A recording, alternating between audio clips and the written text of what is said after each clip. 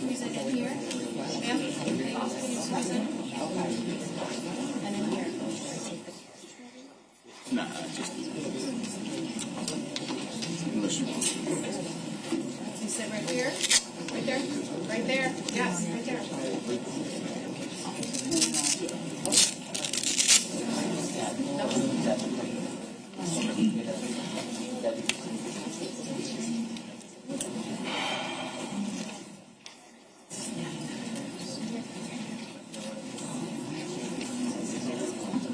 You can sit right here, ma'am. And two people can sit right here.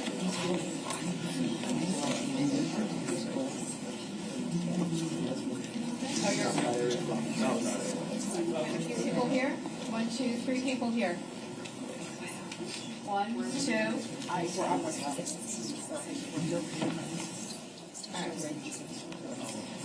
These are the only seats I have available. Right here.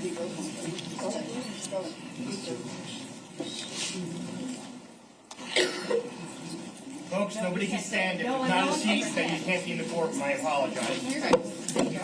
Just give me a minute.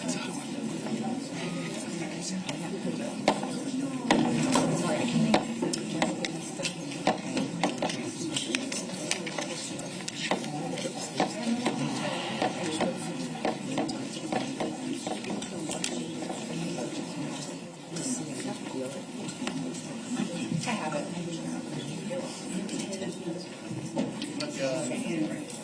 The media can come in.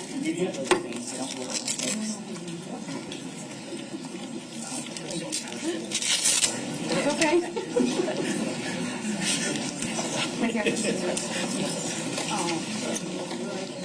Two, please. Media. Right here. Sure. Everything is built, right? Right here. You have 2 rows. Media has 2 rows. Can you shut it? Yeah. The blinders. The blinders. Let me check.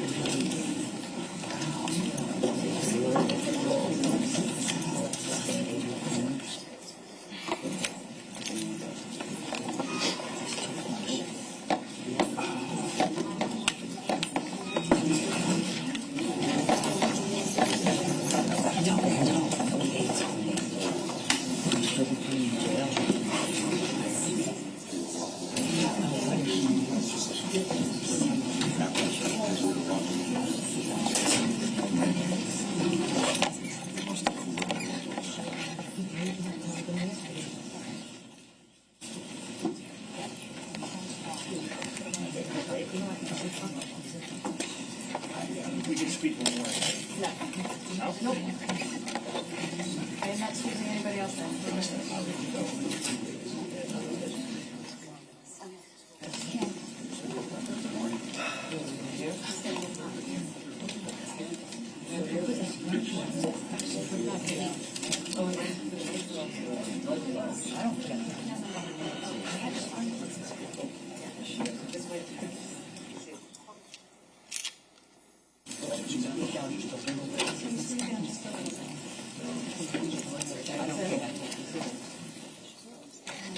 What's that?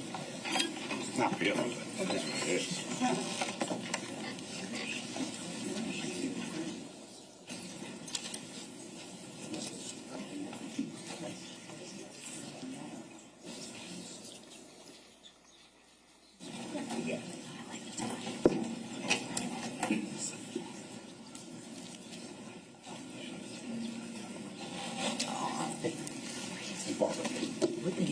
But I dress like that. You planted seed. Sir, you have to put your phones away. Away. No, away. Off and away. Good morning, folks. If everybody can do me a favor and shut your cell phones off completely and make sure they're stowed in your pockets, please, or backpacks or whatever you have.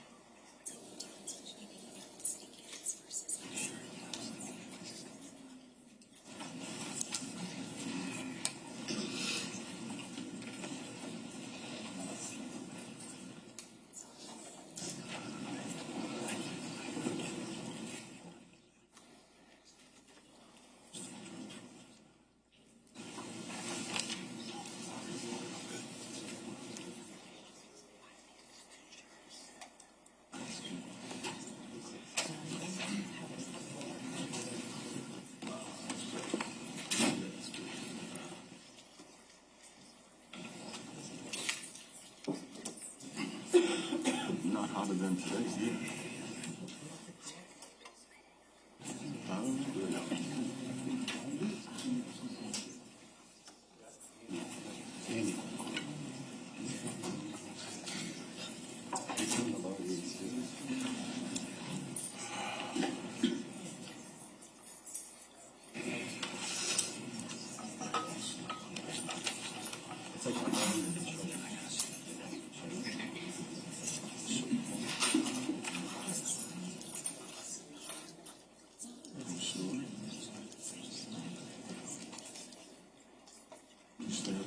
Andy.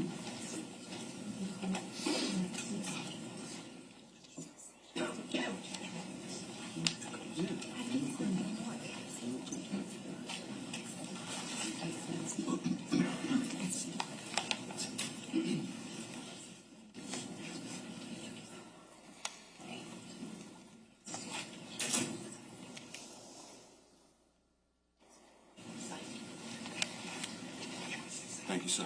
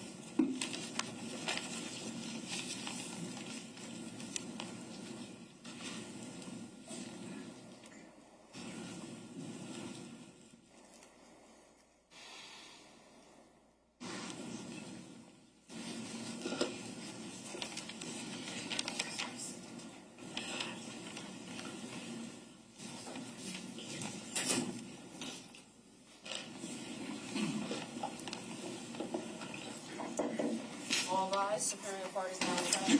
Honorable Judge Martin is advised. Good morning, please be seated.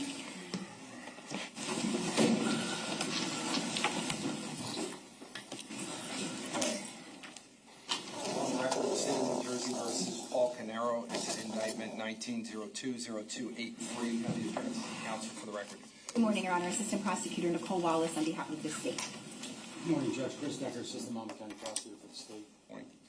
Morning, Madam Stone, attorney on behalf of Mr. Caneiro, who's present in the jury box. Good morning, Judge Andy Murray, also for Mr. Paul. Morning. All right. So prior to today's date, I had the opportunity to receive the pre-sentence report. There were some slight modifications due to the change in date for the sentencing from May the 12th to May 19th. There's also some other minor modifications that were made. I've also received from the defense, I did not receive a sentencing memo. However, what I did receive was character letters that I have read in their entirety, and they will be incorporated in the pre-sentence report for purposes of the sentencing, because that was what was requested. I also received from the state a sentencing memo that I have read and contemplated. I've also received a few letters from Jennifer Caneiro's family that I have reviewed, and I also received this morning some information from a friend of Keith, Darren Altman, and also an impact letter from Corey Caneiro. So I have reviewed all of those documents. I'm going to ask and remind everyone, as I've said from day one, that I do not need for anyone to reiterate what they've already said. I promise you with all of my heart that I've read everything more than once to be prepared here for today. But with that being said, I will now ask the state to move the sentence. Thank you, Judge. This defendant appears before the court for sentencing. At this time, Your Honor, I would note that some of the victim's family and friends are here, and when it's appropriate, Your Honor, if we could, before the state speaks, if I could have Jennifer's sister and mom speak. Also, I would note that Darren Altman is here, a friend of the family who would also like to speak. Okay, would you want them to speak first and then for you to speak? If that's okay with the court, Judge. Okay, so for the individuals that are going to come up to speak, we have a podium right here to my right. I'm just going to ask for you to stand at that podium. I find it may be more comfortable for you to be able to have that so you can hold on to something. All I'm going to ask is that anything that you want to say, direct it towards me, not towards the defendant, towards me. You can say what you want to say, but I want you to direct it towards me. Does everybody understand that? Okay, great. Everyone's shaking their heads yes. Ms. Wallace, you can indicate who is going to speak first. Thank you, Judge. If we could have Darren Altman. Okay. Draw the phone up.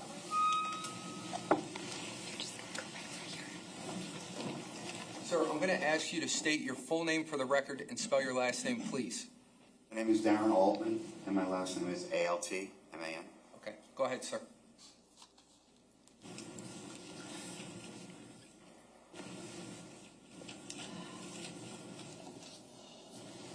For 24 years, almost 24 years, I worked for Keith Caneiro at Square One.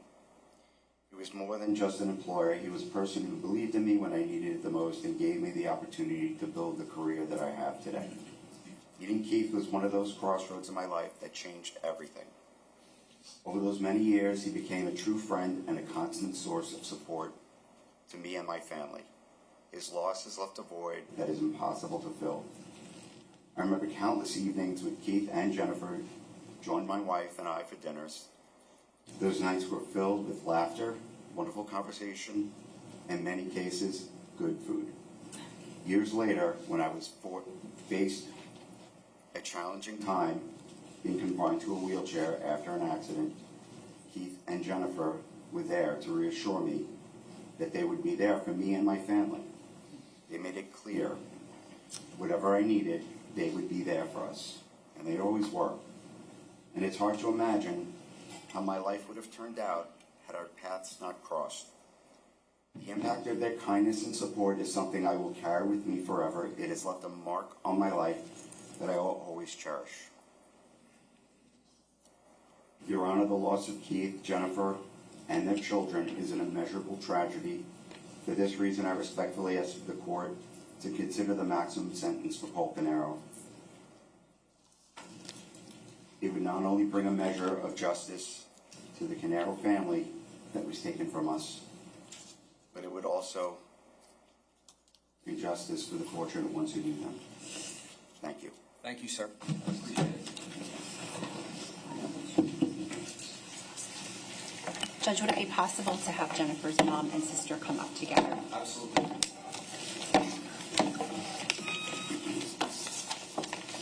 Sure, you guys can just stand right here together. The only thing that I ask is I'm going to ask both of you to state your full name for the record, but then whomever is going to speak first, if you can just say your name so that we know for the record who's speaking, okay? I'm Bonnie Caritas. Okay. Vic Caritas. K-A-R-I-D-I-S. Thank you. My mom. Okay, go ahead. Good morning. Your Honor, members of the court, and all of you who have worked diligently to bring justice and closure to my family. I thank you for all you have done. I believe you will do what is right and remove this killer, this monster, from society for good. I am sorry for all of us who have had to sit through those weeks and hear those horrible, gruesome details. This is what life has been for me, my husband Velasquez, and daughter Bonnie, ever since Paul Caneiro slaughtered my beautiful family, murdering his own brother, my daughter, my grandchildren, Jesse and Sophia. He stole the source of joy and happiness in our lives and replaced it with bottomless sadness, sorrow, and grief. Sadly, my husband Velasquez is not here today. He died without knowing that justice was done for our family. During the trial, the defense attorney once said to a witness, "You don't know what you don't know." I would like to tell you what you do not know. Jennifer, my daughter, was a beautiful person. She was warm, vibrant, caring, wife, daughter, sister, friend, and most of all, a wonderful mother. She was not just loving, but accepting of everyone for who they were, which made her even more special. She loved each person in her life and brought out the best in all of us. Keith was a loving and devoted father, husband, son, and brother. He had a brilliant mind, and his success was only because of his incredibly hard work and doggedness. He was the son I never had, a true, loving son. A man who would be there to help anyone in need. Jennifer and Keith had the same birthday, and sadly now share the same day of passing. They loved each other. They each took the other's families into their lives and made it all bigger and better. Keith built that house to have a family in a beautiful place and to be a place for the families to gather. My grandson, Jesse. I wish I could have seen him grow up. He had a mind like his father's, so smart, deeply interested in history, the kindest heart, cared about everyone. Sophia, my beautiful granddaughter, so young, she loved to dance, sing, play with makeup. She put on makeup better than I did. She was joyful, spirited, and kind like her mother. Jesse would be graduating now and going to college in the fall. Sophia, high school. Lives stolen. There's not an hour in the day I do not think of them. And to think of them is to think about this terrible thing. How their last moments were terrifying, painful, and horrific. How each of them looked at their Uncle Paul as he killed them, killing them in front of each other like an animal. Most days it is hard to get out of bed because of these thoughts. Every birthday, anniversary, family holiday is now filled with pain. Paul Caneiro's horrific and despicable actions have caused agony and grief beyond what anyone should endure. In an act of pure evil, he took the life of 4 innocent people, his own flesh and blood, out of greed and selfishness. He disgusts us. He represents the very worst of humanity. My family and I live with traumatic grief, depression, and anxiety, worsened only by him dragging us through these 7 years. He never once exhibited any remorse at all. Despite overwhelming evidence, he would not confess. He could have stopped this from dragging on, but no, he sits here today with his evil soul, still not admitting what he has done. He ripped the love and hope from our lives when he murdered Jennifer, Keith, Jesse, and Sophia.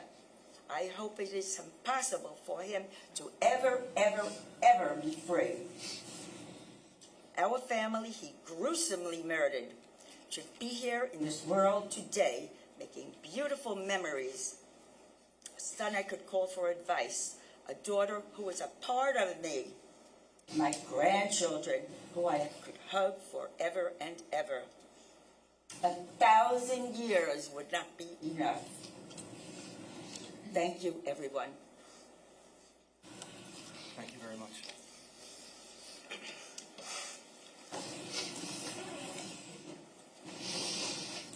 Your Honor, my name is Bonnie Caritas, K-A-R-I-D-I-S. Thank you. And I am the sister of Jennifer Caritas Caneiro, the sister-in-law of Keith Caneiro, and the proud aunt of Jesse and Sophia Caneiro. Jesse was 11 years old, and Sophia just 8 at the time of their brutal murders and moments in life. An entire branch of our family was erased 7.5 years ago, 2 days before Thanksgiving. We are grateful to this court, to the prosecutors, law enforcement, the victims unit, witnesses, and the jury who worked tirelessly to bring this case to sentencing. But my father, Vlasis Caritas, he did not live to see this day.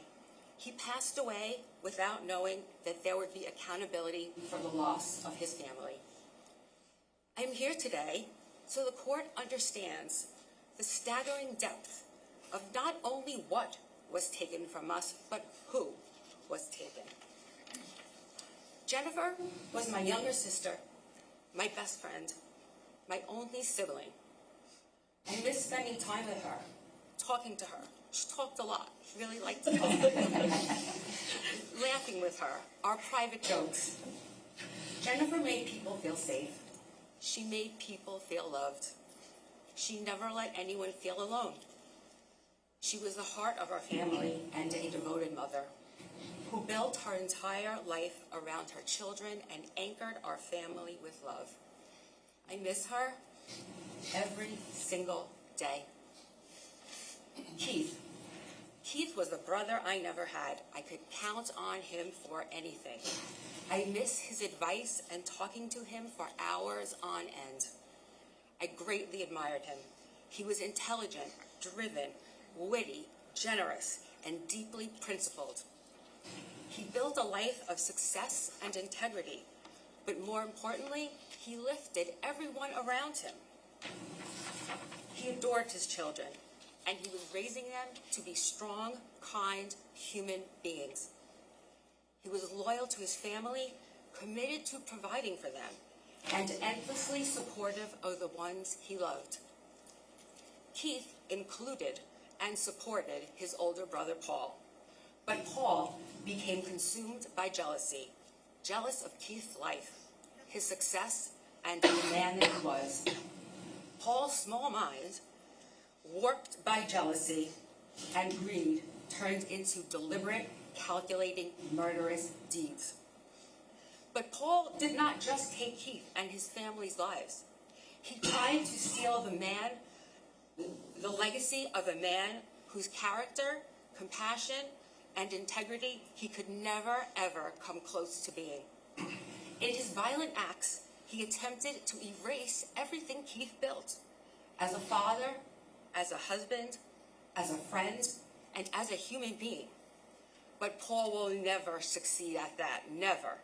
Keith's legacy lives in every life he touched, and no act of cruelty can diminish the man he truly was.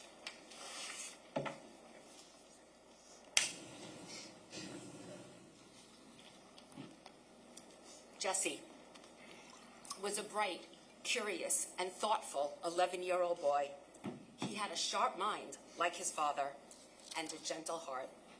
He took his role as Sophia's older brother, seriously, protecting her, guiding her, and standing by her side.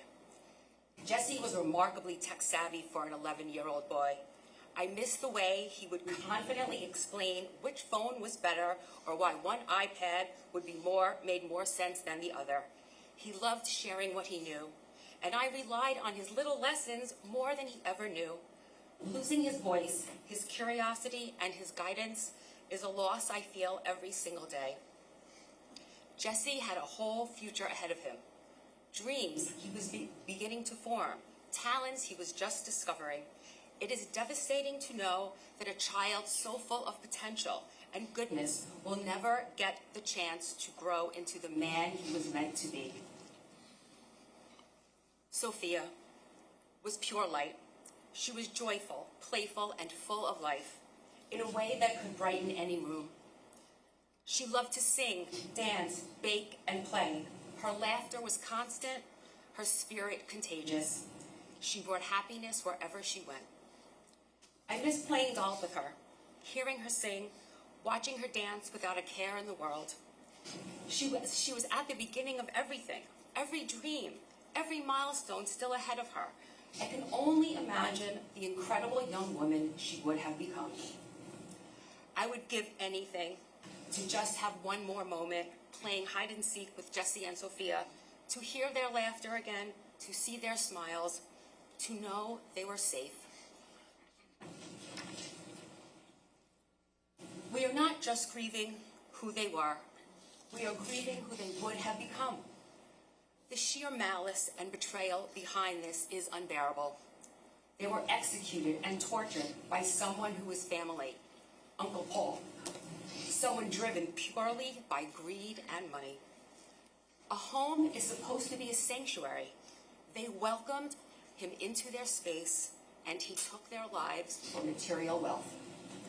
The calculation and selfishness required to look his own niece and nephew in the eyes and murder them, an entire family, is a level of evil that is not comprehensible. 8-year-old Sophia fought against a grown man after watching her family destroyed.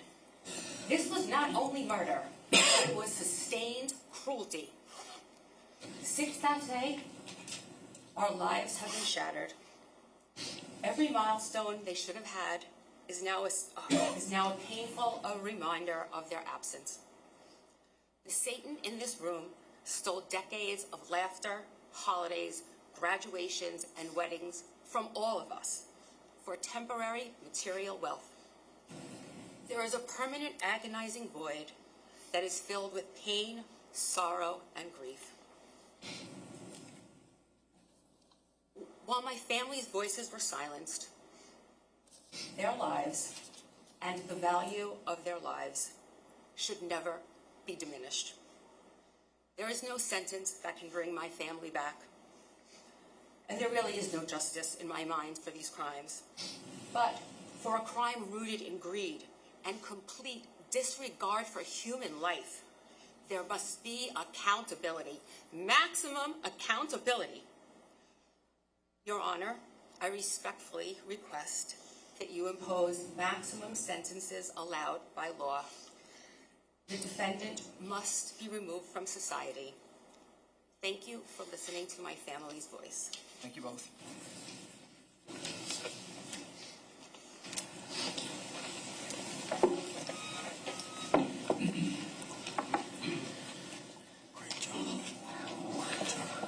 Ms. Wallace. Thank you, Your Honor.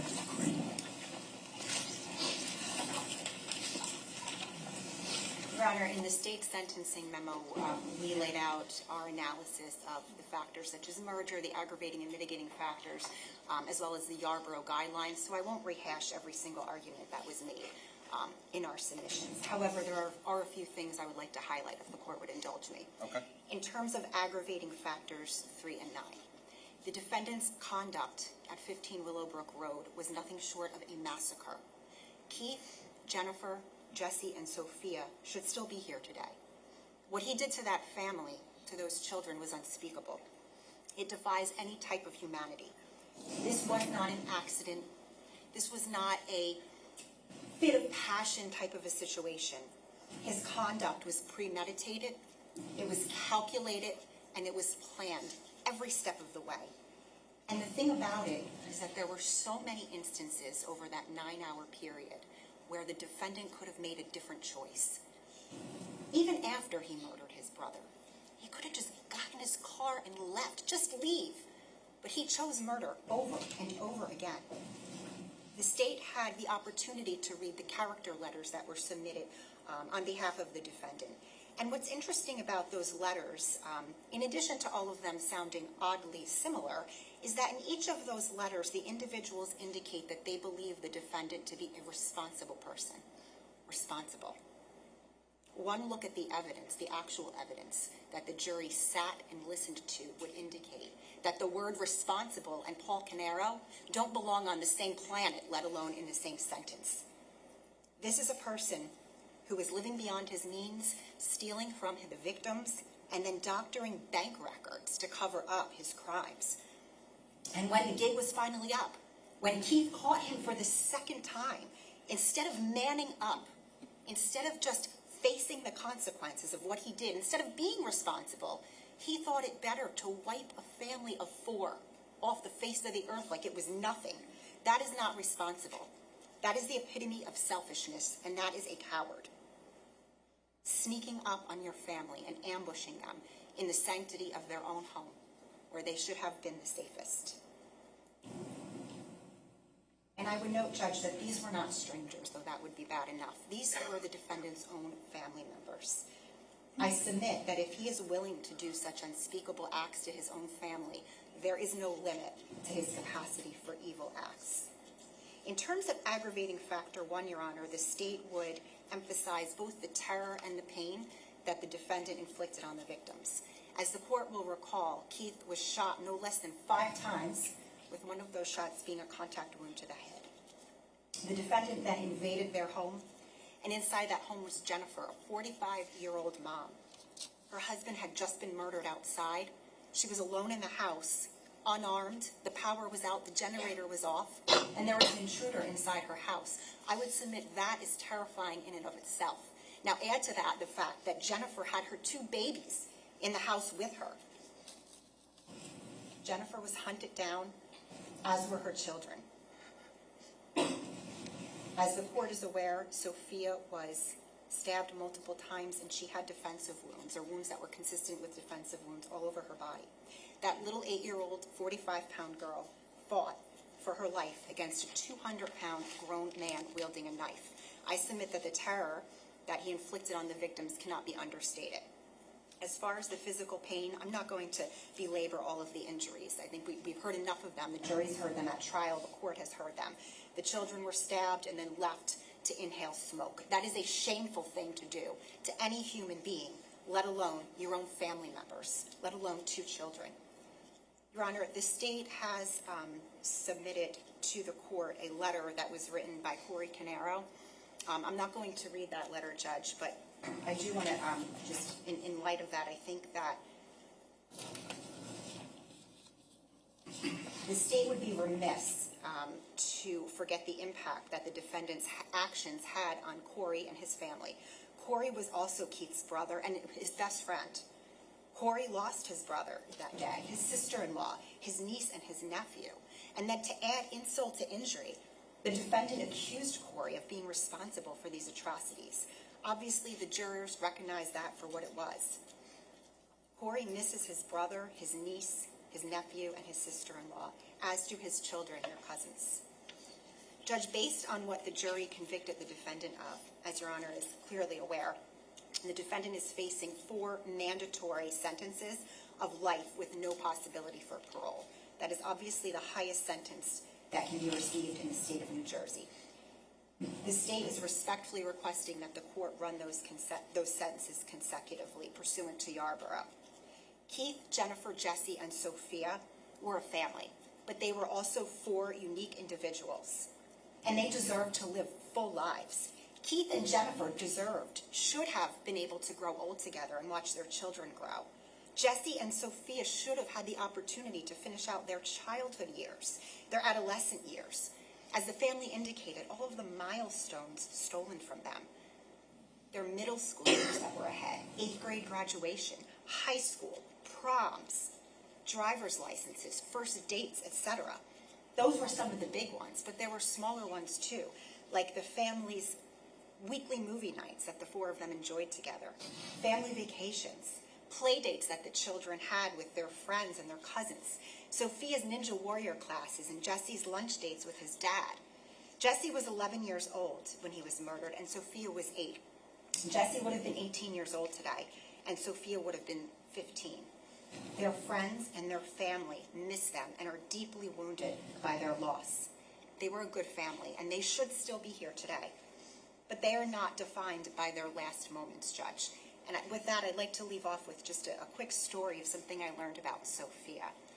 In speaking with the family, I learned that Sophia at her school had something called a buddy bench, and that was basically where children who felt lonely or needed a friend would sit on the bench indicating for other children to come over to them. And what I learned was that Sophia was always the child that would go over to the other children and make them feel comfortable and welcome and be their friend. That is who she was, and that is her legacy. They were a good family, and they should still be here today. It has been 7.5 years, Your Honor, 7.5 long years that the family has waited, that their friends have waited for justice. And today is the defendant's day of reckoning, and the state would respectfully ask the court to sentence him accordingly. Thank you. Thank you. Pass. Judge, I'm just going to start off by acknowledging the tragedy here. It's not lost on the defense that 4 lives were tragically lost, and that, as I think the first gentleman indicated, the amount of loss and devastation is truly immeasurable. To the friends, to the family members, community members of the victims. And so there's nothing that I can say to mitigate that tragedy. But again, it's not lost on us. And with that said, Judge, my role here obviously is to speak on behalf of Mr. Caneiro. So with that, I would note, as the court indicated, there were letters submitted by the friends and family members of Mr. Caneiro. The purpose of those letters was just to demonstrate that Mr. Caneiro is supported in his support. However, as everyone knows, the jury made findings in this case, and based on those findings, the sentence in this case is mandatory. It's life without parole. And Mr. Caneiro is well aware of that. He's prepared to receive his sentence today. And I understand the state is arguing for consecutive life sentences versus concurrent life sentences. And the defense would only offer that it's essentially two different ways of saying that Mr. Caneiro is going to be spending the rest of his life in prison without the possibility of parole. So with that, Judge, the only other thing I'll add is I did advise Mr. Caneiro that the court will extend to him an opportunity to speak. And in response to that, Judge, Mr. Caneiro he maintains his innocence, and he has nothing further to add at this time. Thank you. Mr. Caneiro, stand. I heard what your attorney said. In light of what you've just heard, is there anything that you want me to say before I close sentence? No, Your Honor. Sure? Oh. Okay. The defendant was found guilty by a Monmouth County jury on February 13th, 2026 of 4 counts of first-degree murder, 2 counts of first-degree felony murder, 2 counts of second-degree aggravated arson, 1 count of second-degree possession of a handgun for an unlawful purpose, 1 count of third-degree possession of a knife for unlawful purpose, 1 count of fourth-degree unlawful possession of a knife, 1 count of second-degree theft, 1 count of second-degree misapplication of entrusted property, and 2 counts of third-degree hindering one's own apprehension after a 6-week trial. As a part of the verdict, the jury unanimously found defendant committed these 4 murders by his own hand, and also found 4 aggravating factors to mandate a sentence of life without parole for Keith and Jennifer's murders, and 3 aggravating factors for a sentence of life without parole for Jesse and Sophia's murders. To be clear, only 1 aggravating factor is necessary to sentence you to life without parole.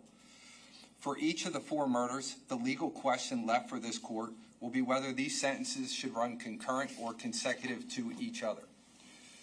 The court must also consider the sentence for the remaining counts that defendant was found guilty. I reviewed the pre-sentence report. I've incorporated the letters supplied by the on defendant's behalf. I've also incorporated the victim's family's written and oral statements made here in court today.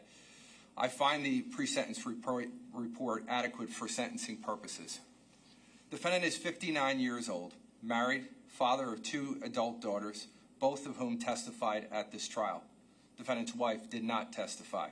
Defendant denies any substance abuse evaluation issues, indicating he drank 1 to 2 drinks per week prior to his arrest in 2018. He claims to have PTSD at the age of 33 while working as a consultant. He traveled for work and claims he observed many violent crimes. As for medical history, he reports 20-plus surgeries from 2012 to 2018 after being involved in a car accident.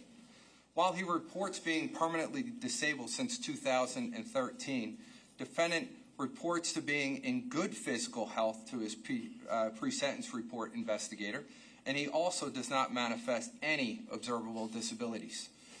Defendant was a partial owner of 2 businesses, Square One, where he had 10% ownership, and EcoStar, where he had 50% ownership. Despite those ownership interests and salary, because he was deemed permanently disabled, he was also receiving $2,300 a month in Social Security and $7,200 a month in Social Security disability, totaling $9,500 a month at the time of his arrest. He was also the homeowner with his wife of a home in Ocean Township that we heard about, which was later sold.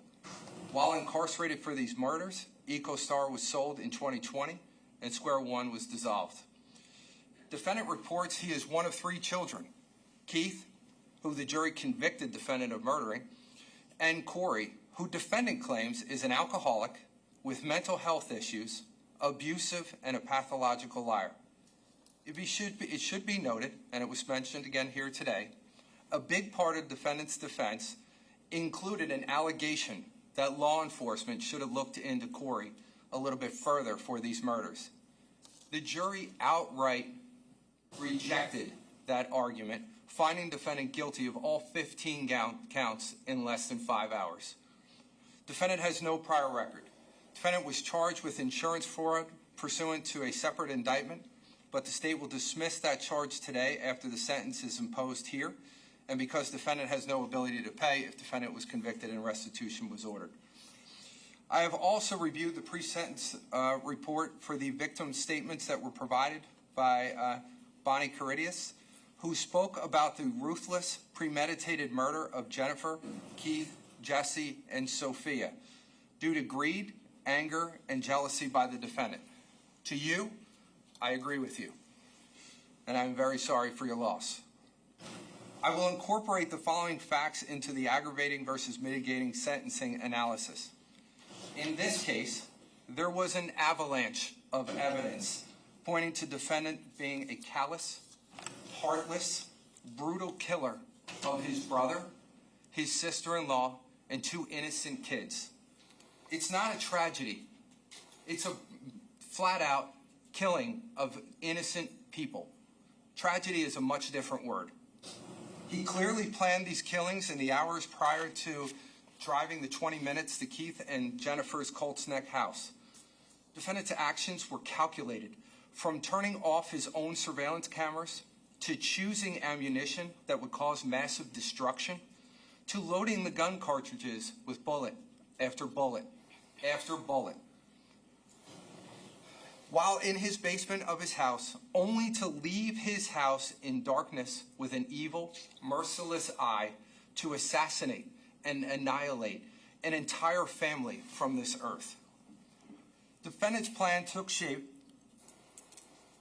during that 20-minute drive to include shutting off the power in the victim's home once he arrived. That action describes a premeditated, targeted act of violence designed to disable home security systems and power to create vulnerability and to ensure that the defendant had the advantage against his brother and his family. Once the defendant disabled the power, he deliberately and tactically waited outside for his brother to execute the attack. Defendant then shot his brother multiple times, including an execution-style shot to the head, a coup de grace shot, as Keith's immobile body laid face down on the ground. It is clear to this court the defendant acted with a depraved heart, showing no regard for human life, let alone his brother's life. After extinguishing his brother's life, defendant set his sights on his dead brother's innocent and unaware family. While defendant is the only one that could tell us the timeline of the massacre inside this home, it would appear defendant set his sights on Jennifer, Keith's wife. Unknowing what had happened outside, Jennifer left the bed that her and her husband were just in, due to hearing these gunshots that ended her husband's life, and went towards the front door to see what happened. It seems that while there was no power to Jennifer's house, there must have been some sort of lighting. Or, referring to Exhibit S-170 from the trial, the FLIR 1 Pro thermal camera in defendant's possession, depicting the heat sensor that would show heat coming off the bodies of Jennifer, Jesse, and Sophia, and that would just make you a tactical killer. I say this because when defendant entered Jennifer's home, he shot her in the head with precision. That did not occur without any form of light or other sensory device. The gunshot wounded Jennifer's head tracked front to back. Jesse, age 11, Sophia, age 8, nearby, must have heard the gunshot that wounded their mother, or the multiple gunshots that killed their father, or both, because both of them left their bedrooms, and that's when the defendant potentially shot at Jesse, according to the evidence. Defendant then grabbed a knife and stabbed both Jesse and Sophia multiple times. Kids, innocent kids, they hadn't even had a chance to start their lives yet. We heard just about in this courtroom about all the life they had left to live. You stole it. There is no way to know for sure when, but Jennifer was also stabbed multiple times in the chest, back, and abdomen, either before or after the defendant stabbed her kids to death. Defendant stabbed Jesse 7 times in the upper body and torso. Defendant's injuries was left breathing but severely disabled. Defendant stabbed Sophia repeatedly over her body well over 40 times, including defensive wounds. One stab wound went right through her face and another through her chest cavity. Sophia was also disabled and left for dead. Neither child, without parents to protect them, due to your unconscionable actions, could get any help, not even for each other. Again, defendant is the only living person who can recount exactly how these events unfolded. But the evidence reveals a chilling and calculated sequence. After carrying out these horrific acts, defendant went into the basement and deliberately set a slow-burning fire carefully designed to give himself enough time to return home and manufacture an alibi. This was not panic. This was not confusion. It was cold, deliberate malice. Defendant engineered that fire to destroy every trace of what he had done, to erase the evidence, to erase the victims, and to reduce even their remains to ashes. As thick smoke consumed the home over the next several hours, Sophia and Jesse suffered further agony through smoke inhalation, injuries that ultimately contributed to Sophia's death. Even in their final moments, the suffering continued because of your calculated actions. There's no softer or gentler way to describe what happened here. Defendant committed familicide. This was an annihilation of an entire family, a mass murder carried out by the very person who should have protected them most. And why? Because defendant carefully constructed lies, because defendant's carefully constructed lies were collapsing around him. The manipulation that defendant used to control those closest to him was no longer working. Exposure was inevitable.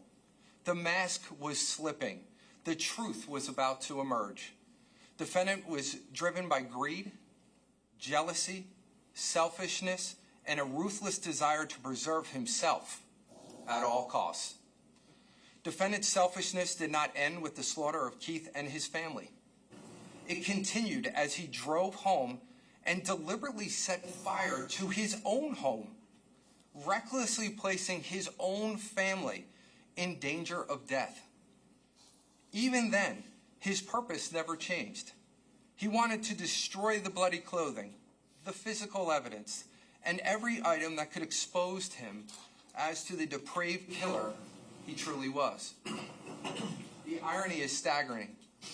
Defendant was willing to burn down his own home, the very place where his children should have felt safe, simply to protect his secrets and conceal his monstrous actions. He desperately wanted to preserve the false image he had created for himself. The caring husband, the good father, the victim of some terrible attack. But the evidence tears that lie apart, piece by piece. Defendant was never a victim. You were the cause of all of it. And the destruction did not stop there. The evidence shows he attempted to set one of his own vehicles on fire in another calculated effort to destroy incriminating evidence hidden inside. Every step he took was driven by deceit. Every action revealed another layer of manipulation, another desperate attempt to escape responsibility for the horror he created. The lies were relentless. The deception was constant. One of the many heartbreaking parts of this case was watching the devastation inflicted upon the defendant's own family in the aftermath. His actions left them displaced, homeless, and shattered, while his children tried to comfort the very man responsible for destroying their lives.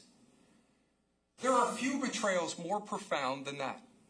A father is placed on this earth to protect children, to protect his own children, to protect his niece and nephew, to shield them from harm, to sacrifice for them when necessary. You did the opposite. He sacrificed everything that belonged to them, their home, their security, their peace, and their future, all in a desperate attempt to save yourself from the consequences of your own evil conduct. And while it is almost impossible to comprehend what his children must now endure, my heart goes out to them also, because they must live with the terrible realization of who their father truly was and is. On that day, defendant was not a father. He was not a protector. He was and continues to be a manipulative, cold-blooded killer who destroyed every life around him in a ruthless effort to preserve his own. With that backdrop, the court will consider the aggravating and mitigating sentencing factors. As I pointed out, the defense requests that the court take into consideration the 9 letters from defendant's family and close friends, as well as any appropriate mitigating factors, and I will do so. The state submits that there is no applicable mitigating factors and argues that aggravating factors 2C44-1A1, 1A2, 1A3, and 1A9 should apply. In determining a sentence, the court must consider the nature of the offense and the relevant aggravating and mitigating factors. State v. Zuber, 227 NJ 422 450 2017. The court is required to consider all the aggravating and mitigating factors to find those supported by the evidence. That's State v. Dalziel, 182 NJ 494 505 2005. The court's personal views in rectifying social ills cannot be a factor in determining punishment. State v. Eichert, 369 NJ Super, 610, 621, Appellate Division 2004. Sentencing decisions follow a qualitative rather than a quantitative analysis. State v. LV, 410 NJ Super, 90, 108, Appellate Division 2009. Certif denied, 201, New Jersey, 156, 2010. The factors are not simply balanced and afforded equivalent value. The court must focus upon the offense when formulating a sentence. State v. Roth, 95, New Jersey, 334, 368, 1984. State v. Hodge, 95, New Jersey, 369, 377 through 379, 1984. And State v. McFarland, 224, New Jersey, 458, 466, 2016. And lastly, State v. Fuentes, 217, New Jersey, 57, 72, and 73, 2014. Thus, the statute requires a thoughtful weighing of the aggravating and mitigating factors, not merely counting one against the other. State v. Denman, 347, NJ Super, 457, 467, 68, Appellate Division, Certif denied, 174, New Jersey, 41, 2002. An explicit statement on the record of the aggravating and mitigating factors found and how they were balanced is required. That's State v. Natali, 184, New Jersey, 458, 489, 2005. The court has far-ranging discretion as to the source and types of evidence used in determining the punishment imposed. State v. Davis, 96, New Jersey, 611, 619, 620, 1984. NJSA 2C44-1A sets forth 15 aggravating factors a court shall consider when imposing a sentence. Where the legislature has already taken certain aspects of the nature and circumstances of the offense into account in grading, the court may not consider those same aspects against the aggravating factors. State v. Pineda, 119, New Jersey, 621, 1990.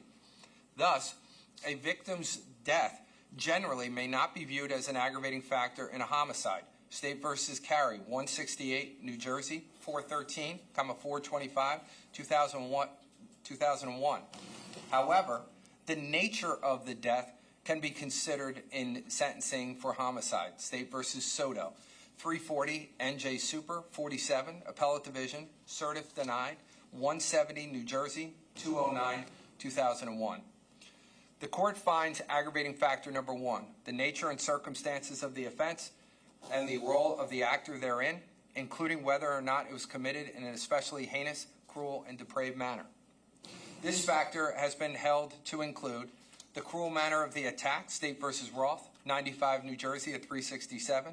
The brutal and senseless nature of the stabbing, State v. Bowens at 639. And the painful, dreadful killing of a child by fire, State v. Lewis, 223, NJ Super, 145, 153, Appellate Division, certif denied, 111, New Jersey, 584, 1988. In this case, this factor is applicable and is entitled to significant weight. Under this factor, the sentencing court reviews the severity of the defendant's crime, the single most important factor in the sentencing process, assessing the degree to which the defendant's conduct threatened the safety of the direct victims and the public. State v. Lawless, 214, NJ 594, 609, 610, 2013. In doing so, the court focuses on the gravity of the defendant's conduct, considering both the impact upon the immediate victims and the overall circumstances surrounding the criminal event. It is 609. When assessing whether a defendant's conduct was especially heinous, cruel, or depraved, a sentencing court must avoid double-counting facts that establish the elements of the irrelevant offense. State v. Fuentes, 217, New Jersey at 74 and 75. To demonstrate this factor, a sentencing court may consider whether the aggravating facts show that a defendant's behavior extended to the extreme reaches of the prohibited behavior. It at 75. In State v. Rivers, the Appellate Division found a factual basis for an especially heinous, cruel, and depraved manner of an offense where the defendant intentionally shot unarmed victims and pointed his gun at others. 252 NJ Super, 142, 152 to 154, Appellate Division, 1991. The facts in this case establish conduct that falls squarely within the most extreme reaches of brutality contemplated under aggravating factor number 1. Defendant did not merely kill his victims. He subjected them to prolonged, savage, and excessive violence that went far beyond what was necessary to cause death. The sheer number and nature of the injuries inflicted upon each victim demonstrate calculated cruelty, domination, and a complete disregard of human suffering. Defendant intentionally shot Keith Caneiro multiple times. The attack culminated in an execution-style gunshot wound to Keith's head. That final shot was not necessary to accomplish the killing. It reflected deliberate and methodical violence inflicted upon a defenseless victim laying on the ground with his face in dirt. The multiple gunshot wounds culminating in the fatal shot to the head demonstrated an unmistakable intent to annihilate rather than to simply kill. The manner of the attack revealed coldness, brutality, and a complete indifference to human life. Defendant then turned to Jennifer Caneiro. He shot Jennifer in the head, and while she remained alive, repeatedly stabbed her. The evidence established defendant inflicted multiple stab wounds after already delivering a catastrophic gunshot wound. Those additional wounds dramatically increased Jennifer's suffering and terror. The attacks were not instantaneous.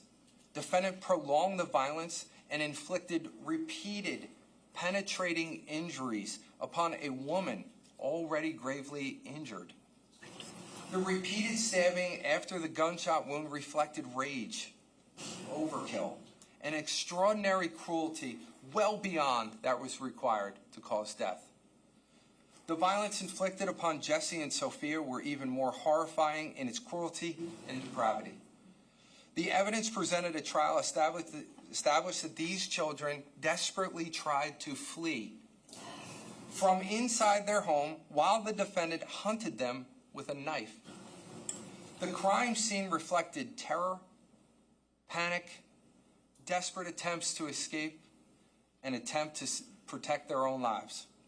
These children experienced imaginable fear in the final moments of their lives as their uncle relentlessly pursued and attacked them. Defendant repeatedly stabbed Jesse. The wounds were not isolated or incidental.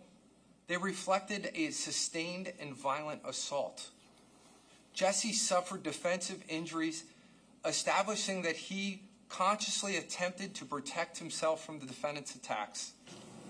Those injuries demonstrate that Jesse experienced the terror of fighting for his life while defendant continued the assault. Defendant nevertheless persisted, repeatedly driving the knife into a child attempting to survive. The brutality of repeatedly stabbing a child who is actively trying to defend himself demonstrates conduct that was especially cruel and depraved. The injuries inflicted upon Sophia were particularly shocking in both their savagery and force. Defendant stabbed Sophia through her nasal cavity with such violence that it fractured her sinus and penetrated her brain. Oh, Jesus. Another stab wound pierced her chest cavity and collapsed her lung. That's what you did. These were catastrophic injuries inflicted with overwhelming force. The natures of the wounds demonstrated repeated acts of extreme violence directed at one of the most vulnerable victims imaginable. Defendant did not stop after inflicting lethal injuries, though. He continued the assault with a level of force and brutality that far exceeded that would have been necessary to cause death. Even after inflicting those devastating injuries, defendant abandoned Sophia inside the burning home. Rather than summon help or rescue, defendant left her lying Defendant left her lying helpless as smoke and fire consumed the residence over the course of hours. Sophia was left for dead with no ability to move. The medical evidence confirmed that smoke inhalation contributed to her death. Sophia's blood contained an extraordinary 49% carboxyhemoglobin level, demonstrating that she remained alive and continued breathing toxic smoke after suffering multiple catastrophic stab wounds. The suffering associated with those final moments of life is almost impossible to comprehend. Sophia endured devastating injuries while simultaneously inhaling poisonous smoke as the fire spread through the home around her. The image presented by the evidence is one of extraordinary cruelty. An injured child, mortally wounded and unable to escape, struggling to breathe while trapped inside a burning home after being brutally attacked by the defendant. The home, which should have represented safety and protection, instead became the setting for the prolonged terror, agony, and her death. As recognized in State v. Lewis, the painful and dreadful killing of a child by fire constitutes precisely the type of especially heinous and depraved conduct contemplated by aggravating factor number 1. The fact that the defendant inflicted injuries far beyond those minimally necessary to accomplish the murders strongly supports this factor. The fact that this defendant did more than was minimally required to satisfy an element of the offense may properly be considered under aggravating factor 1, even where the conduct overlaps with the elements of the crime. That's C. Cannell, New Jersey Code Annotated, Comment 3, NJSA 2C44-1A, also citing State v. Mara. In State v. Mara, the Appellate Division upheld a finding of aggravating factor 1 where the harm inflicted exceeded the single serious injury necessary to establish aggravated assault. 253 NJ Super, 557, 567 Appellate Division, 1996. Similarly, in State v. Fuentes, the Supreme Court discussed repeated stabbing, continued beating, and the use of excess force as conduct potentially supporting aggravating factor 1 when properly explaining it by the sentencing court. That's 217 New Jersey at 77.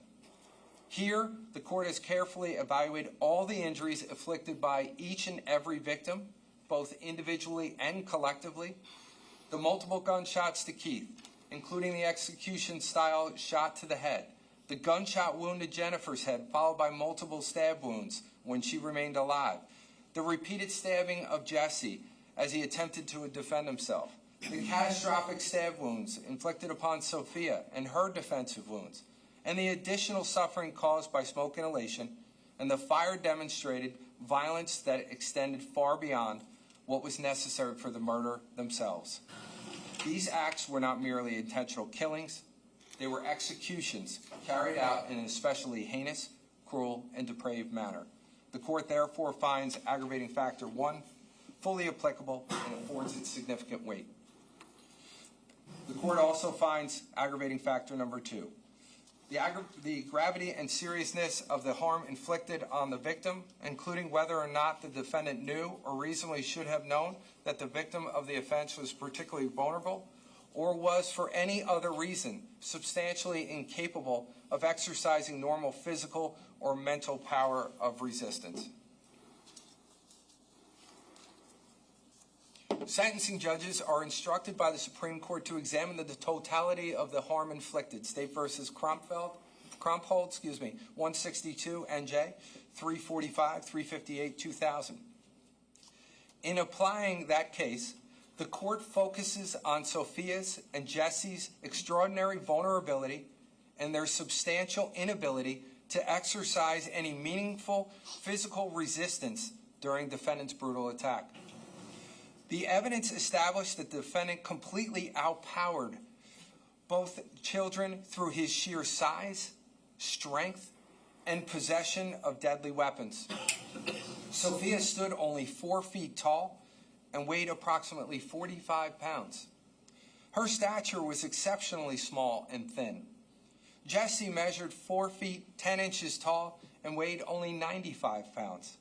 Defendant, by contrast, weighed approximately 230 pounds, stood 5 feet 11 inches tall at the time of his arrest.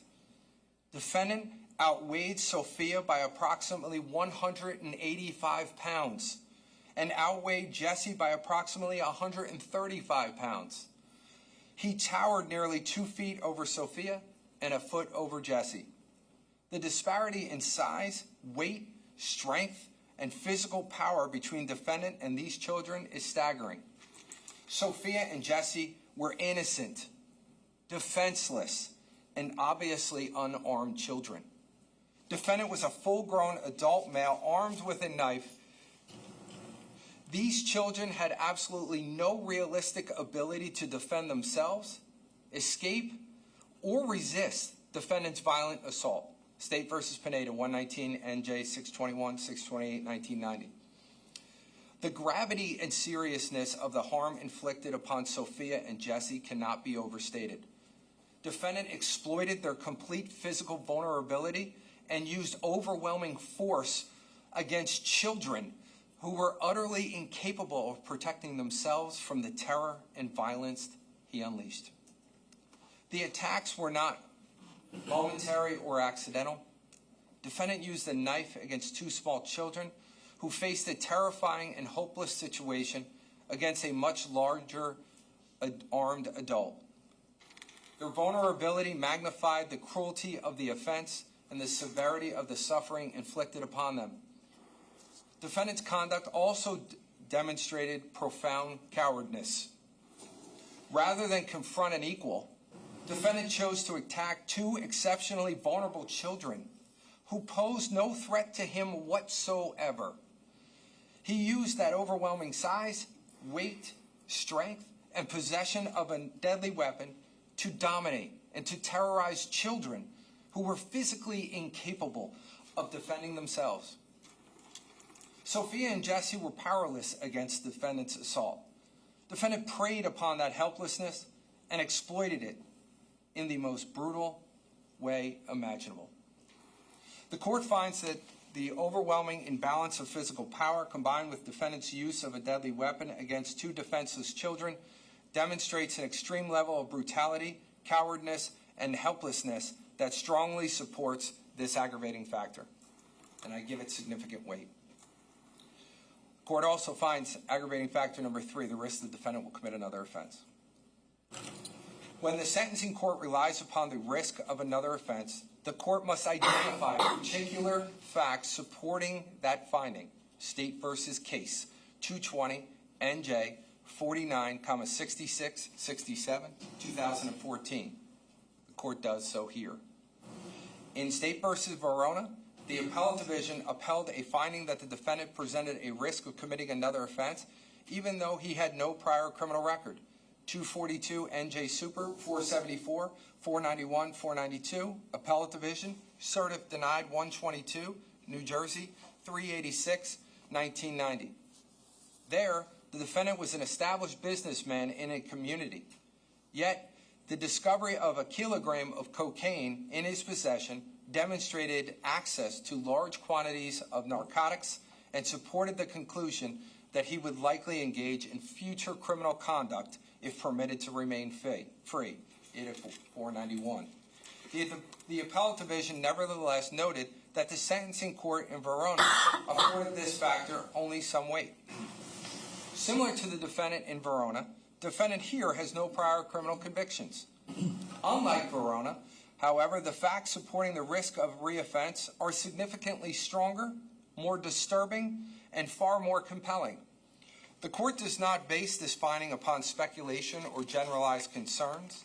The court bases the finding upon the extraordinary level of planning, calculation, concealment, and sustained criminal conduct reflected throughout this case. These offenses were not spontaneous or impulsive acts committed in a moment of uncontrolled rage. Defendant engaged in a deliberate and methodical course of conduct that involved multiple weapons, multiple victims, and calculated efforts to destroy evidence and evade responsibility. Defendant armed himself and carried out separate acts of violence against 4 separate victims. After inflicting those catastrophic injuries, defendant set multiple fires through 2 different homes at 2 different locations, miles apart from each other, in an effort to conceal the murders and destroy evidence. The use of different weapons, the sequential nature of the attacks, and the deliberate acts of setting fires afterwards demonstrated organized, purposeful, and calculated criminal behavior. Defendant did not stop after the killings. The court finds that those facts critically important in assessing future dangerousness. They reveal a defendant capable of calculated violence followed by deliberate attempts to cover up his crimes.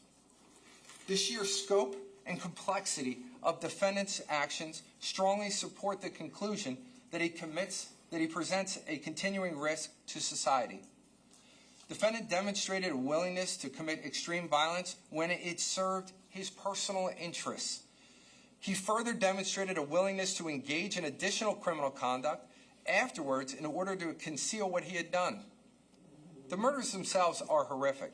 The calculated attempts to erase evidence through fire magnified the danger defendant presents.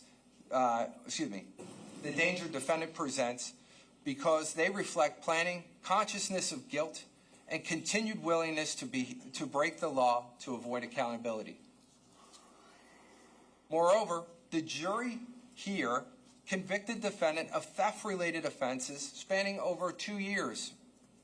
Those convictions established that defendant engaged in an ongoing pattern of unlawful conduct long before the murders. State v. Locane, 454, NJ Super, 98, 121, Appellate Division, 2018. This was not an isolated lapse of judgment by an otherwise law-abiding citizen. The evidence demonstrated sustained, dishonest, and criminal behavior over an extended period of time. The murders themselves directly flowed from defendant's efforts to conceal and protect those ongoing illegal acts.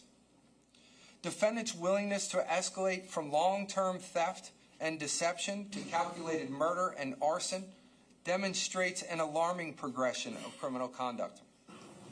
The court also finds defendant's complete lack of remorse highly significant. In State v. Rivers, the Appellate Division held that a defendant's lack of remorse properly supported aggravating factors 3 and 9. 252 NJ Super 142 153 Appellate Division 1991. Here, defendant has shown absolutely zero remorse for the murders of Keith, Jennifer, Jesse, and Sophia, and for burning down his own family's home. despite the avalanche of evidence.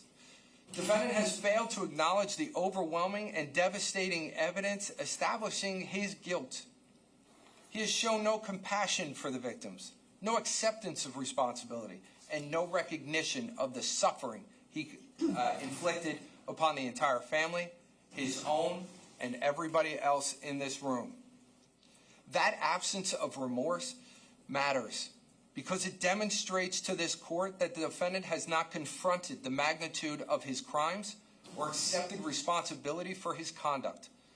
A defendant who refuses to acknowledge overwhelming evidence even after conviction presents a greater risk of future criminal behavior because there is no indication of rehabilitation, insight, or moral reckoning. Instead, defendant's conduct reflects continued self-preservation and a denial in the face of catastrophic violence. The court therefore finds, based upon the particular facts in this case, that the defendant presents a substantial risk of committing another offense if given the opportunity. The prolonged theft-related conduct, the calculated and gruesome murders, the use of multiple weapons, the deliberate setting of fires to conceal the crimes, and defendant's complete absence of remorse collectively establishes aggravating factor number 3. The court affords this factor significant weight. The court looked at aggravating factor 4, 5, 6, 7, and 8 and find all of them to be inapplicable. Aggravating factor number 9, the need to deter this defendant and others from violating the law. This factor is applicable and also afforded significant weight. The court's determination under aggravating factor 9 requires a qualitative and net assessment of the risk of recidivism and also involves determinations that go beyond the simple finding of a criminal history and includes an evaluation and judgment about the individual in light of his or her history. State v. Thomas, 188, NJ 137, 153, 2006. Deterrence has been repeatedly identified in all facets of the criminal justice system as one of the most important factors in sentencing and is the key to proper understanding of protecting the public. State v. McGargle, 143, NJ 484, 501, 1996, citing State in the Interests of CAH and BAR, 89, New Jersey, 326, 334, 1982. Moreover, demands for deterrence are strengthened in direct proportion to the gravity and harmfulness of the offense. CAH, 89, New Jersey, at 337. For purpose of aggravating factor 9, deterrence incorporates two interrelated but distinguishable concepts, namely the sentence's general deterrent effect on the public and its personal deterrent effect on the defendant. State v. Jarbuth, 114, New Jersey, 494, 405, 1989. Cases where imprisonment for serious crimes will not further the goal of general deterrence are extremely rare, id at 408. At the same time, in the absence of a finding supporting specific deterrence, general deterrence has relatively insignificant penal value, id at 405. Accordingly, the sentencing court focuses on the need to deter the individual defendant from violating the law. The evidence in this case established defendant's conduct was calculated, organized, and purposeful criminal conduct extending over a significant period of time. As I mentioned, he engaged in the theft-related offenses over the course of nearly 2 years. Those ongoing criminal acts ultimately culminated in 4 murders, 2 arsons, weapons offenses, and hindering apprehension. The evidence demonstrated that the defendant committed these crimes to protect his own interest and ongoing illegal conduct. The nature of the crimes themselves powerfully supports both general and specific deterrence. Defendant murdered 4 people, including 2 children, through calculated and extraordinary violence. He used multiple weapons. He repeatedly shot and stabbed victims far beyond what was necessary to cause death. He then set fires throughout the home in an effort to destroy evidence and conceal the murders. These were not crimes committed in panic or confusion. Defendant made a series of deliberate choices before, during, and after the murders. Every stage of the criminal episode reflected conscious decision-making and calculating conduct. The need for general deterrence in this matter is overwhelming. Society must receive a clear and unmistakable message that calculated murder, the slaughter of children, and the use of arson to conceal crimes will result in the most serious punishment permitted by law. Crimes of this magnitude strike at the very foundation of public safety and civilized order. The brutal murder of an entire family inside their home creates fear far beyond the direct victims because it destroys the sense of security that every person should feel within their own residence. The law must respond forcefully to conduct of this nature in order to deter others who might contemplate resolving financial pressure, exposure, or personal problems through calculated violence. The court also finds an extraordinary need for specific deterrence. Defendant presents a substantial risk of reoffending for the reasons I've already stated. Defendant demonstrated a willingness to engage in sustained criminal conduct, escalate the conduct into calculated murder, and then commit additional crimes to conceal his actions. Those facts establish a profound disregard for human life, for our societal laws, and it is clear to me that he does not see that. Moreover, unlike the defendant in Jarbuth, defendant fully understood the nature and consequences of his actions. The evidence established planning, concealment, destruction of evidence, and efforts to avoid detection. Those acts demonstrate consciousness of guilt and awareness that his conduct was criminal.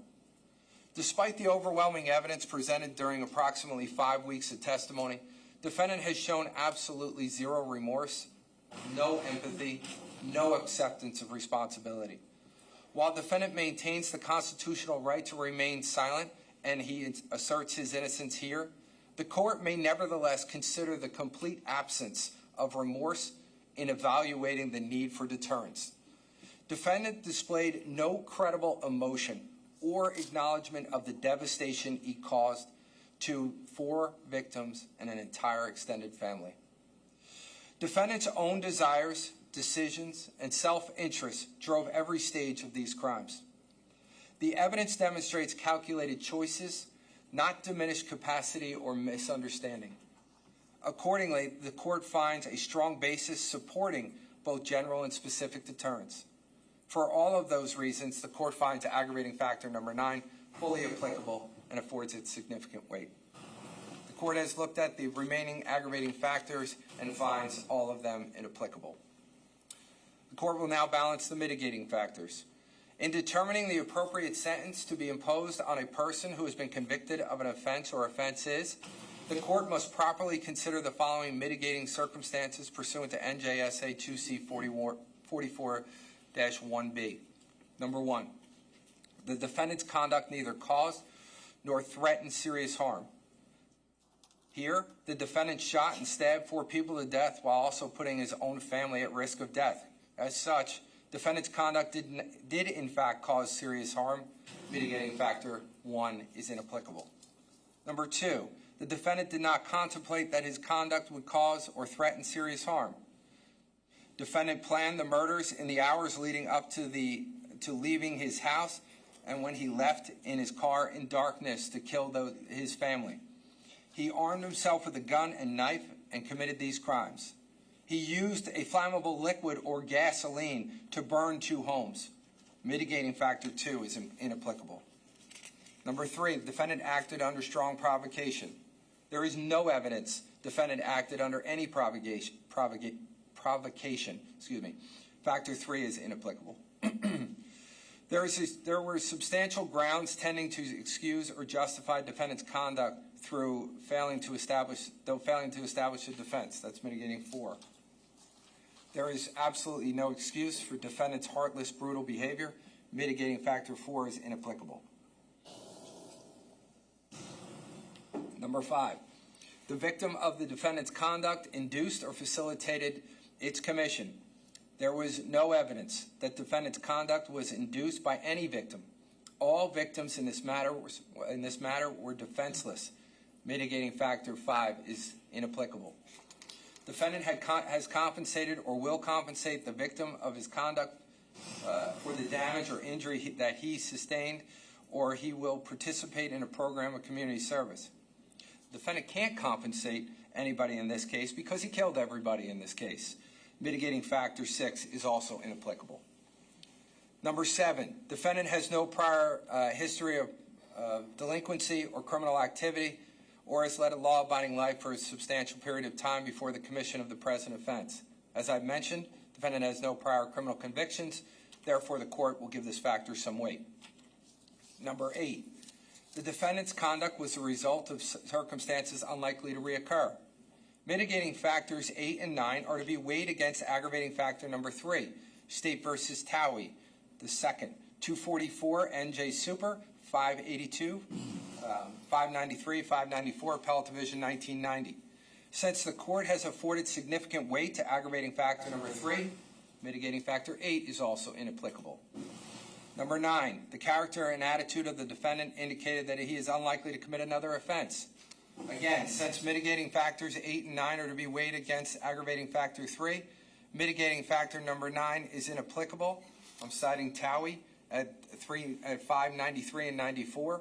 Also, defendants are likely to get the benefit of mitigating factor number 9 when they show remorse, which is Rivera 249 NJ at 293 and 294. But a lack of remorse is sufficient to preclude this application. State versus O'Donnell, 117 New Jersey, 210, 216, 217, 1989. In this case, defendant has shown no remorse. Mitigating factor 9 is inapplicable. Defendant is particularly likely to respond affirmatively to a probationary treatment. Mitigating factor 10 is inapplicable because defendant has been convicted of a crime with a presumption of incarceration. State versus Scene, 443, NJ Super, 134, 144 to 145, Appellate Division 2015. Mitigating factor number 11, the imprisonment of the defendant would entail excessive hardship to the defendant or the defendant's dependents. Defendant has 2 adult children who do not rely on defendant for financial support.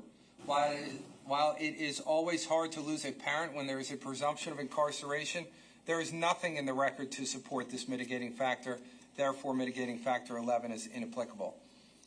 Mitigating factor number 12, the willingness of the defendant to cooperate with law enforcement. Defendant actively hindered the investigation, attempted to destroy critical evidence by setting fires to both residents connected to these offenses. Those deliberate acts of arson were calculated efforts to conceal murders, eliminate forensic evidence, and to obstruct investigators from uncovering the truth. Mitigating factor 12 is inapplicable. Mitigating factor 13, the conduct of a youthful defendant was substantially influenced by another person more mature than the defendant. That factor is inapplicable. Defendant was not under the age of 26. Mitigating factor 14 is inapplicable. And mitigating factor 15 only applies for offenses other than murder. He was charged with murder here, therefore it's inapplicable. Therefore, the court finds aggravating factors 1, 2, 3, and 9 giving each significant weight, and found only one mitigating factor, number 7, which the court gave some weight. The aggravating factors clearly and substantially outweigh the mitigating factors here. Now, before I impose sentence, I will also consider the doctrine of merger of some of these crimes for which the defendant was found guilty.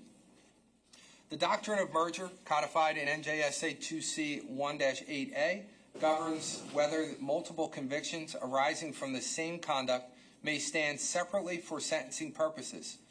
The statute provides that although a defendant may be prosecuted for more than one offense arising from the same conduct, the defendant may not be convicted of more than one offense where, 1, one offense is included in the other, 2, one offense consists only of conspiracy or preparation to commit the other, 3, inconsistent findings of fact are required to establish the offenses, or 4, the offenses differ only in that one prohibits conduct generally and the other prohibits a specific instance of that conduct. A determination regarding merger must be made by the court after a verdict or finding of guilt. 2C1-8A. The doctrine of merger rests upon the principles that a defendant who commits a single offense may not be punished as though he committed multiple offenses for the same conduct. State versus Tate, 216, New Jersey, 300,302, 2013. Quoting State versus Davis, 68, New Jersey, 69, 77, 1975. Convictions for lesser included offenses that are a necessary component of the commission of another offense, or offenses that merely offer an alternative basis for punishing the same criminal conduct will merge. State versus Brown, 138, New Jersey, 481, 561, 1994.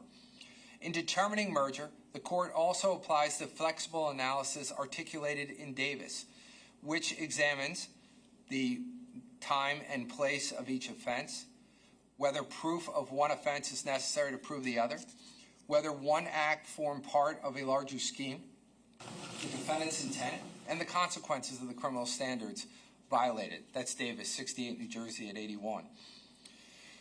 The court finds that count 5 merges into count 3 and count 6 merges into count 4.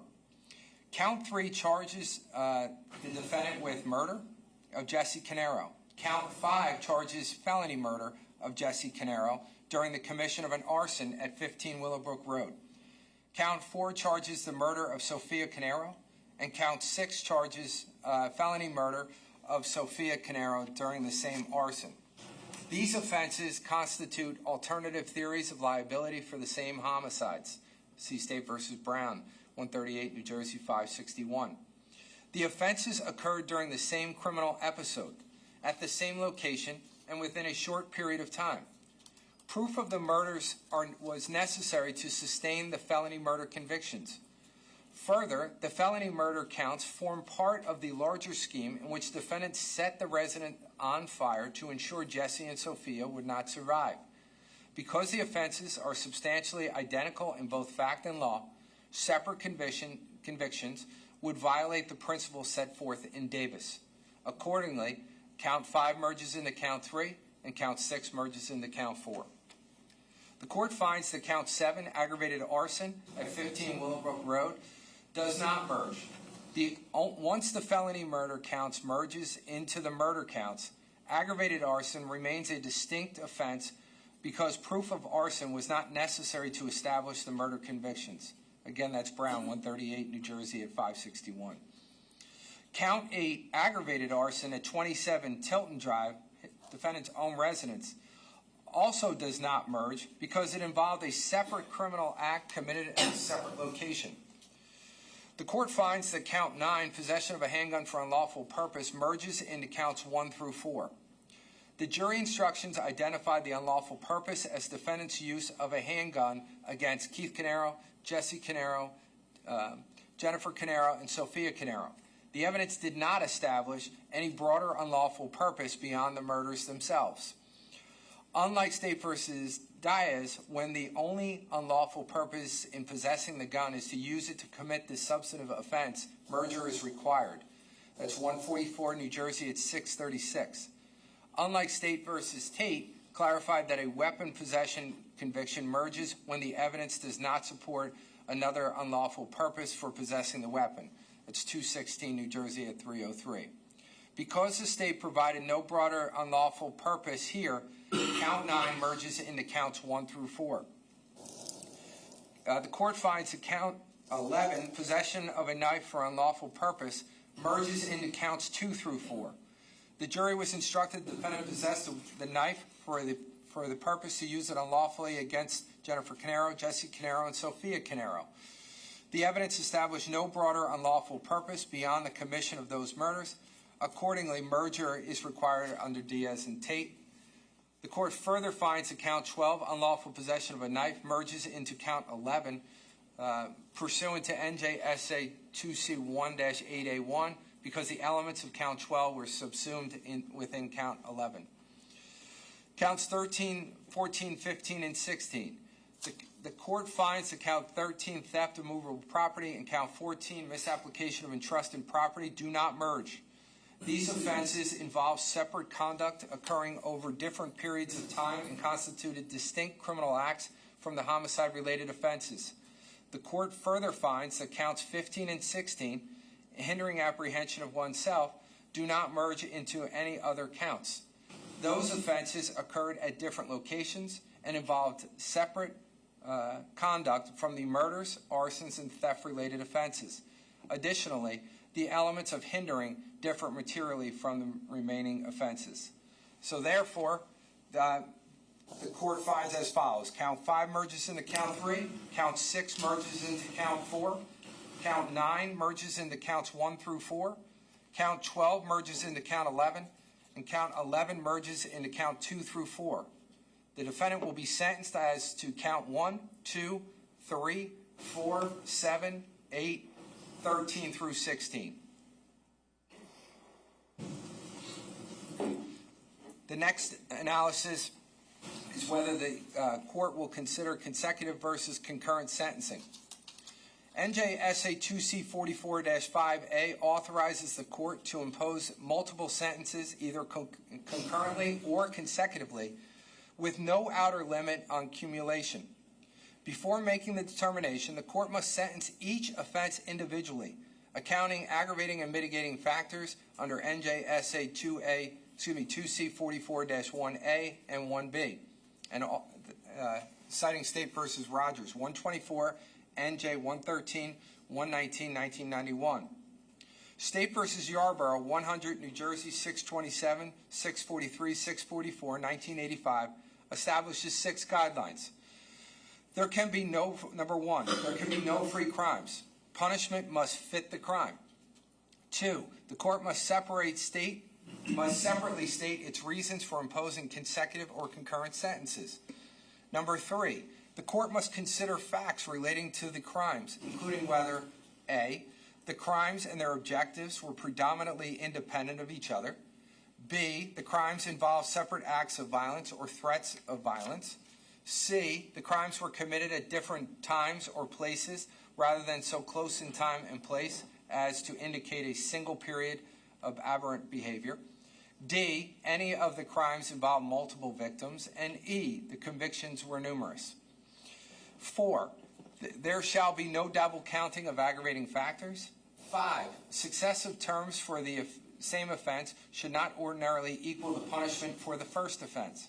6, cumulative consecutive sentences should not exceed the sum of the longest terms imposable for the 2 most serious offenses. State v. Carey, 168 New Jersey, 413, 423, 2001, reaffirmed the guidelines 2, 4, 5, and 6 address procedural requirements only. Guideline 1 tilts towards consecutive sentences because it focuses on the crime, not on the criminal. Guideline 3 is therefore the substantive deciding factor and must be weighed qualitatively and not quantitatively, it at 427. The court may impose consecutive sentences even when a majority of the Guideline 3 factors favor concurrent sentences. Crimes involving multiple deaths or serious bodily injuries are especially appropriate for consecutive sentences. That's Carey at 428. As to count 1, 2, 3, and 4, the 4 murders charged in this case, all Guideline 3 factors support consecutive sentences. Factor A, B, and C, the 4 murders were independent of each other. Each involved a separate act of violence by different means and in different locations. Defendant shot Keith Caneiro on the lawn, stabbed and shot Jennifer Caneiro inside the home, stabbed Jesse Caneiro with potential gunshot and smoke inhalation, and stabbed Sophia Caneiro and caused her death through smoke inhalation from a fire he set. Although the killing occurred within a compressed time frame, they were sufficiently distinct as not to constitute a single period of aberrant behavior. Factor D, there were 4 separate victims. Factor E, with 15 total convictions and 10 sentences to be imposed, the conviction count is numerous. Carey, 168 New Jersey at 424. Consecutive sentences are warranted when balancing the guidelines on all 4 of these counts for the murders, and that's Carey at 428. As to counts 7 and 8, the aggravated arsons, Count 7, the arson at 15 Willowbrook Road, runs concurrently. Factor A through D favor concurrent sentencing. The fire was sent contemporaneously with the murders, was closely intertwined with the course of conduct, and contributed to the two victims' causes of death. It did not constitute an independent criminal episode. Therefore, it will run concurrent. Count 8, the arson at 27 Tilton Drive, will run consecutively. That arson was independent under factors A through C. It occurred at separate locations after a break in the chain of events of driving from one crime scene to another. Factor D further supports consecutive sentences because it introduced 3 new victims, Caitlin, Marissa, and Susan Caneiro. Although Factor E favors concurrent sentencing, given the accumulating number of consecutive sentences, the separate location and new victims render this conduct a distinct criminal episode. Therefore, the guideline warrants a consecutive sentence. Count 13, theft. Count 13, theft, will run consecutively. The theft occurred in 2017 and 2018, well before the November 2018 murders, and constituted repeated, independent criminal conduct. Factors A, B, C favor consecutive sentencing.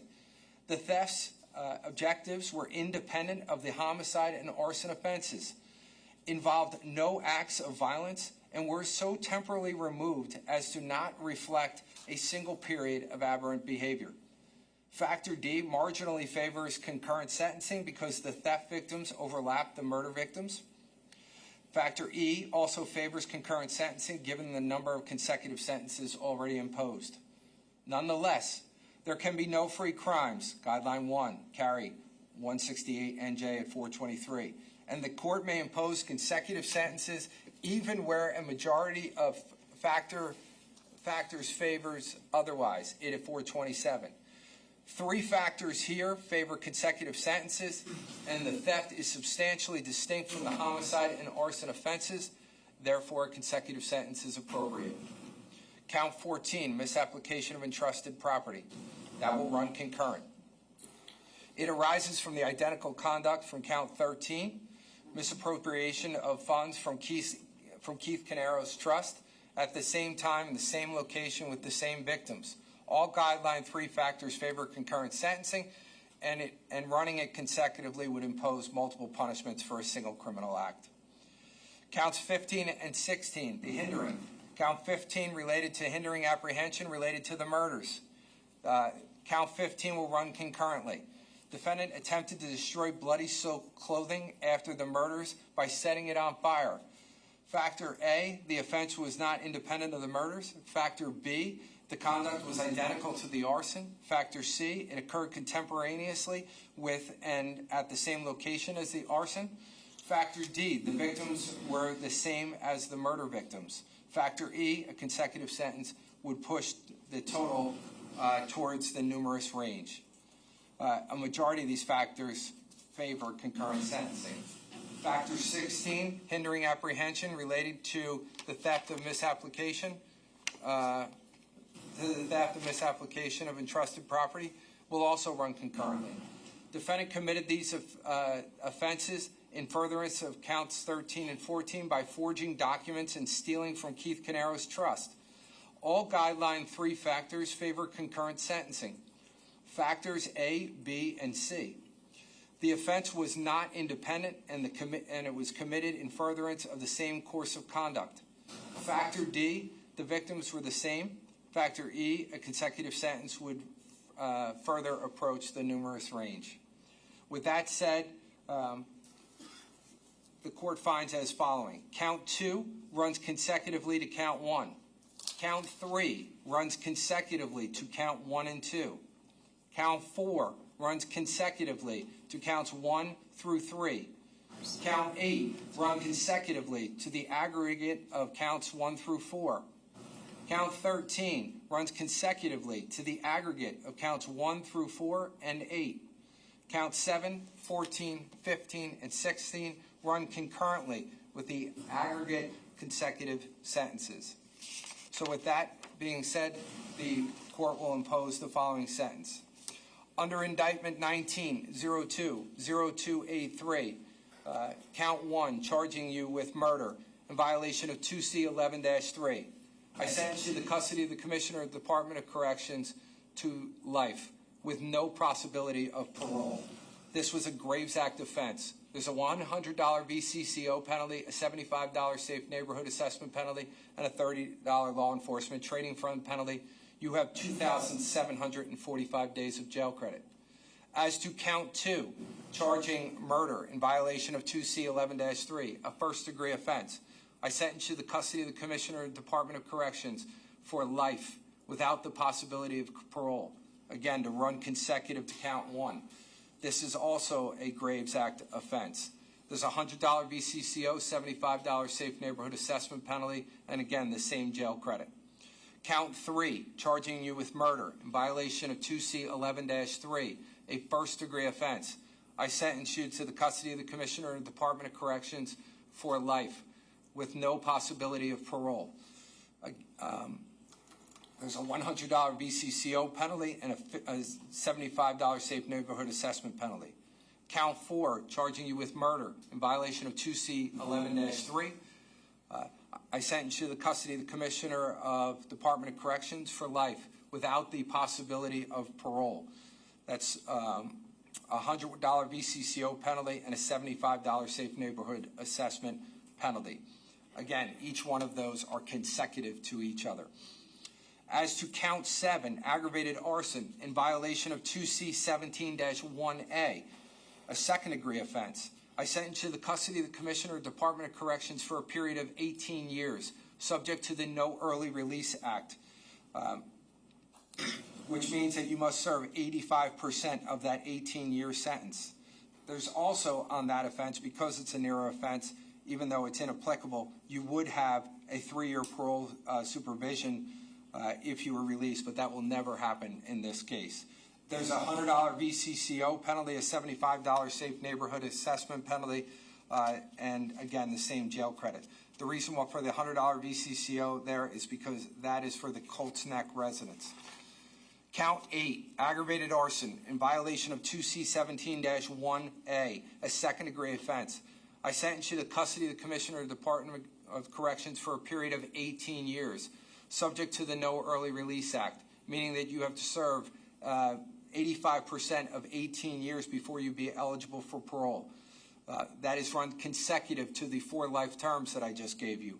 There's a $50 VCCO and a $75 safe neighborhood assessment penalty. Again, the same jail credit. As to count 13, theft in violation of 2C20-3, a second-degree crime, I sentence you to the custody of the Commissioner of the Department of Corrections for a period of 18 years. There's a $50 VCCO and a $75 safe neighborhood assessment penalty. Again, so that will run consecutive to the 18 years I gave you on the arson and also the 4 life terms that I've given you. As to count 14, misapplication of entrusted property in violation of 2C21-15, a second-degree crime, I sentence you to the custody of the Commissioner of the Department of Corrections for a period of 18 years. There's a $50 VCCO, a $75 safe neighborhood assessment penalty, and that will run concurrent to count 13.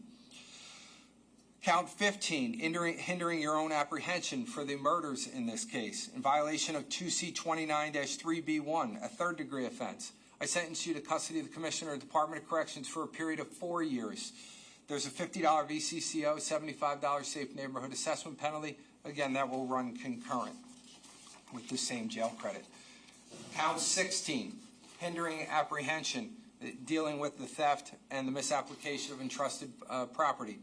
In violation of 2C29-3B1, a third-degree offense, I sentence you to the custody of the Commissioner of the Department of Corrections for a period of 4 years. There's a $50 VCCO, a $75 safe neighborhood assessment penalty. Again, that is to run concurrent on all counts.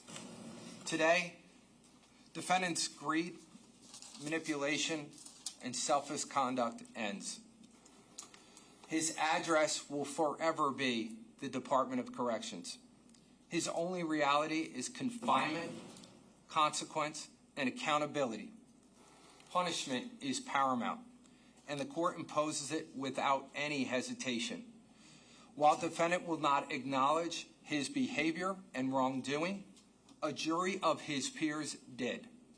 And this court now imposes a sentence that fully reflects the verdict and the gravity of these offenses. Although more than 7 years passed before this matter reached trial due to COVID, pretrial litigation, and the complexity of these proceedings, justice delayed is not justice denied. You are no longer Paul Caneiro. You are an intimate number in the Department of Corrections. You are a quadruple murderer who slaughtered innocent children. That is your identity. That is the identity you will carry for the remainder of your life behind prison walls, confined to a 4-foot by 7-foot cell until your final breath. That's the sentence I'm imposing. You have 45 days from today's date to file an appeal of this sentence. If you miss the 45-day deadline, you can get a 30-day good cause extension if you can show good cause. If you cannot show good cause, you can be losing your right to an appeal. You also have 5 years from today's date to file a post-conviction relief. I have the appeals right form that has been signed by the defendant and by Ms. Mastalone. Prosecutor, anything else? You can.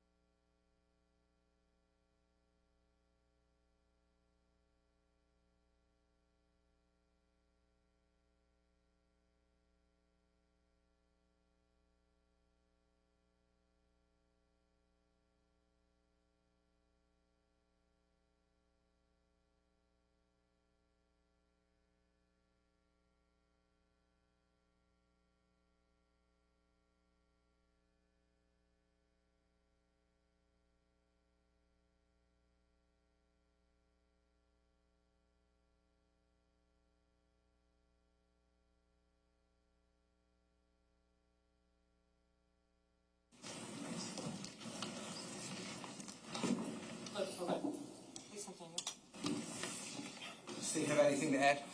Sentence that was just imposed, the statement to dismiss indictment 1907-1038. That will be dismissed. Thank you all.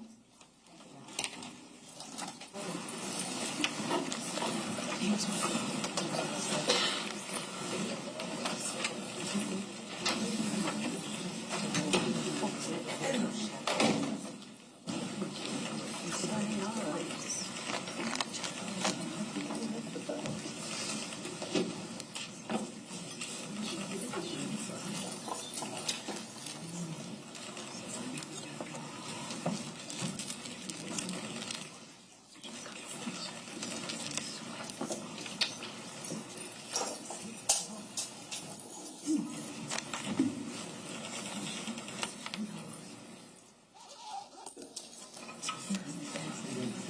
I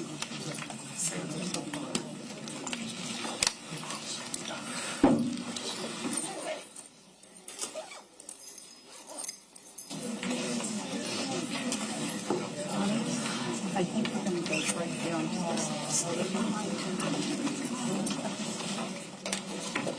the